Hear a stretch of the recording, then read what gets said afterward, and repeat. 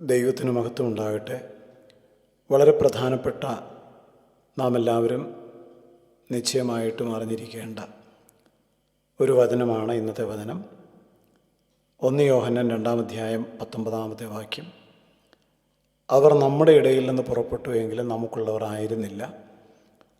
അവർ നമുക്കുള്ളവർ ആയിരുന്നു എങ്കിൽ നമ്മോടുകൂടെ പാർക്കുമായിരുന്നു. എന്നാൽ എല്ലാവരും നമുക്കുള്ളവരല്ല എന്ന് പ്രസിദ്ധമാകേണ്ടതുണ്ടല്ലോ. സഭയിൽ വരുന്ന ധാരാളം ആളുകൾ ഉണ്ട്. എന്നാൽ സഭയിൽ വരുന്നവരെല്ലാം ക്രിസ്തുവിനുള്ളവരല്ല. ചില ആളുകൾ സഭയിൽ വരുന്നത് അവരുടെ ഏതെങ്കിലും കാര്യസാധ്യങ്ങൾക്ക് വേണ്ടിയാണ്. മറ്റു ചിലർ ആരെയൊക്കെയോ സന്തോഷിപ്പിക്കുവാൻ വേണ്ടി പോകുന്നവരാണ്. വേറെ ചിലരാകട്ടെ ഏതെങ്കിലും ദൈവദാസൻ്റെ വ്യക്തിത്വം അതിൽ ആകർഷിക്കപ്പെട്ട്, പ്രസംഗ ചാതുര്യത്തിൽ ആകർഷിക്കപ്പെട്ട് സഭയിൽ വരുന്നവരാണ്. എന്നാൽ അങ്ങനെ വരുന്നവർ ഒന്നും ക്രിസ്തുവിനുള്ളവരാകണം എന്ന് യാതൊരു നിർബന്ധവുമില്ല. അതാണ് ഇന്നത്തെ വചനത്തിൽ നാം കണ്ടത്. അങ്ങനെ സഭയിൽ വരുന്ന ആളുകൾ നിലനിൽക്കുന്നില്ല. കുറേ നാളുകൾ അവർ വരുന്നു, മറ്റുള്ള വിശ്വാസികളോടൊപ്പം ആരാധിക്കുന്നു, ആത്മീയ ഭാഷ സംസാരിക്കുന്നു, ആത്മീയ കാര്യങ്ങളിൽ അവർ ഉൾപ്പെടുന്നു. പക്ഷെ കുറേ കാലം കഴിയുമ്പോൾ അവർ വിട്ടുപോകുന്നു. അതുകൊണ്ടാണ് യോഹന്നാൻ അപ്പോസ്തലൻ പറഞ്ഞത്, അവർ നമ്മുടെ ഇടയിൽ നിന്ന് പുറപ്പെട്ടു എങ്കിലും നമുക്കുള്ളവർ ആയിരുന്നില്ല. നമുക്കുള്ളവർ ആയിരുന്നു എങ്കിൽ നമ്മോട് കൂടെ പാർക്കുമായിരുന്നു. ഇത് വളരെ ഗൗരവമുള്ള ഒരു ആത്മീയ സത്യം ആണ് നമ്മെ കാണിക്കുന്നത്. ഒരാൾ സഭയിൽ വരുന്നു എന്നതുകൊണ്ട് മാത്രം അയാൾ ഒരു യഥാർത്ഥ സത്യവിശ്വാസി ആകണം എന്ന് യാതൊരു നിർബന്ധവുമില്ല. സഭയിൽ ഉണ്ടായിരിക്കും, പക്ഷെ ക്രിസ്തുവിൽ ആ വ്യക്തി ഉണ്ടായിരിക്കുകയില്ല. ആരാധനയിൽ പങ്കെടുക്കുന്നു, ഗാനങ്ങൾ പാടുന്നു, പക്ഷേ ക്രിസ്തുവിനോട് ചേർന്ന് വസിക്കുന്നില്ല. ഇത് നാം പ്രത്യേകമായിട്ട് ശ്രദ്ധിക്കേണ്ട ഒരു കാര്യമാണ്. ആളുകൾ സഭ വിട്ടു പോകുമ്പോൾ തീർച്ചയായിട്ടും നമുക്കെല്ലാവർക്കും ദുഃഖമുണ്ടാവും. ആദിമ നൂറ്റാണ്ടിൽ വിശ്വാസികളുടെ കൂട്ടത്തിൽ ഉണ്ടായിരുന്ന സഭായോഗങ്ങളിൽ പങ്കെടുത്ത, ക്രിസ്തുവിനെക്കുറിച്ച് സംസാരിച്ചു കൊണ്ടിരുന്ന കുറേ ആളുകൾ കാലം കഴിഞ്ഞപ്പോൾ അവർ വിട്ടുപോകുന്നു. അവർ ശരിക്കും ക്രിസ്തുവിൽ ഉറച്ചവരായിരുന്നില്ല എന്ന് യോഹന്നാൻ ഇവിടെ പ്രസ്താവിക്കുകയാണ്. ഒരാൾ സഭ വിട്ടു പോകുന്നത് ആ വ്യക്തിയുടെ ഹൃദയത്തിൻ്റെ അവസ്ഥയാണ് വെളിപ്പെടുത്തുന്നത്. ഒരു മരം നല്ലതാണോ എന്നറിയുവാൻ അതിൻ്റെ ഫലം മാത്രം നോക്കിയാൽ മതി. ഒരു വിശ്വാസിയുടെ ആത്മീയ ജീവിതം അറിയുവാൻ ആ വ്യക്തി ക്രിസ്തുവിൽ നിലനിൽക്കുന്നുവോ എന്നാണ് നാം നോക്കേണ്ടത്.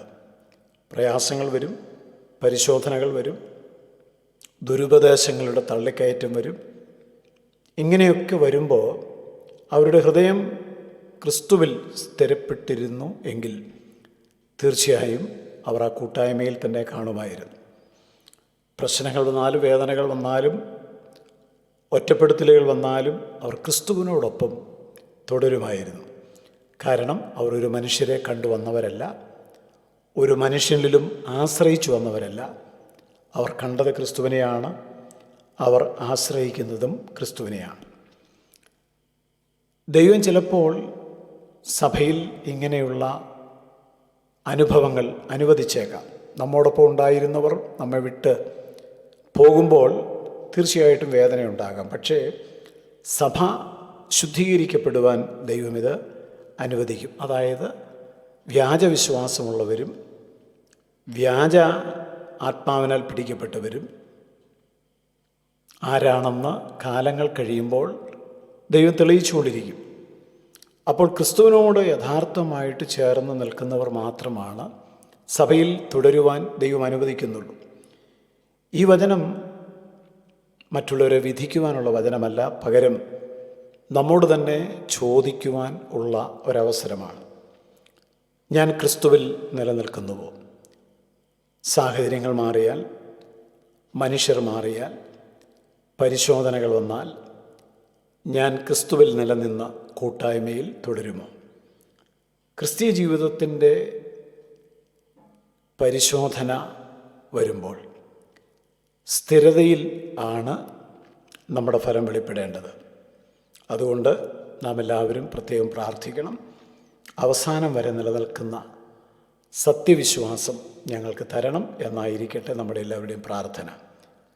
വിശ്വാസത്തിൻ്റെ വഴി ചിലപ്പോൾ ഒറ്റപ്പെട്ടതായി തോന്നിയേക്കാം.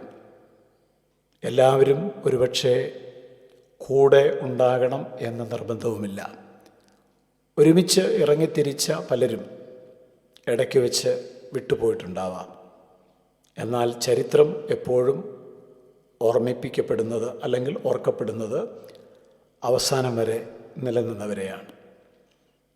അതുകൊണ്ട് വിശ്വാസത്തിൽ നിലനിൽപ്പാൻ, അതിവിശുദ്ധ വിശ്വാസത്തിനു വേണ്ടി പോരാടുവാൻ നമുക്ക് കർത്താവ് കൃപ തരട്ടെ.